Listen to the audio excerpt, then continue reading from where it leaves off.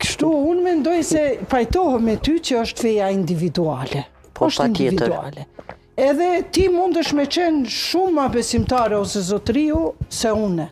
Pa marrë parasysh që edhe une... Ajo është shumë personale. Po, është personale edhe nuk ka peshore për me marrë besimin. Është individuale, por feja kur fillon me u manifestu, aty dalin problemet. Mu që shumë kanë dalë prej moshës 14 vjeqare, e kam vendos shamin edhe as shkollimin se kom marrë shka kom dasht arkitekturën, jom detyru me shkon me drese, e kom kry, mande jam dashuru se fejnë e kom dasht edhe du, edhe me ta vdes, por nuk e du me pas profesion. Kështu që në momenti kur manifestohet në kohën e komunizmit, ku ka qenë islam komunist, që na i themi tradicional, aty kemi vujt në maksimum, na si musliman.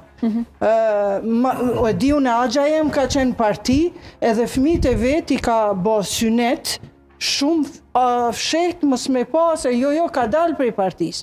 Në filigran 1952, me qindra gra, veç pse kanë pas shamin, që kanë qenë inxhinjere të artit të asaj kohës, në filigranin e njohur në krejt Ballkanin, këtë Evropën, kanë lënë punën mrenda 24 orëve për shkak se nëna parti me 52 gra të Suarekës edhe të Kosovës që kanë pas shpërblimet për me shku me uvesh me tesha në për dyqanet e Serbisë, madje in Serbia, ato i kanë shti me zor gratë, ose kanë me nejtë të shpia, ose kanë me hek mbulesën.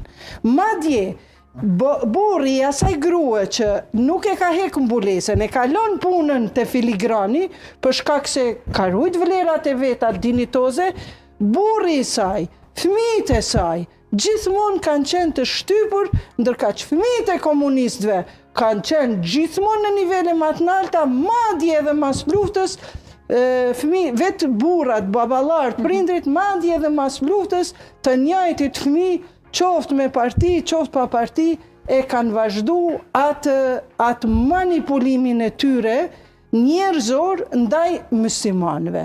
Gjithmonë. Ndoshta ka qenë më i dobët në besim, po ka qenë ndoshta shumë i sjellshëm, po për shkak se ka manifestu, kemi pas na këto peripeci.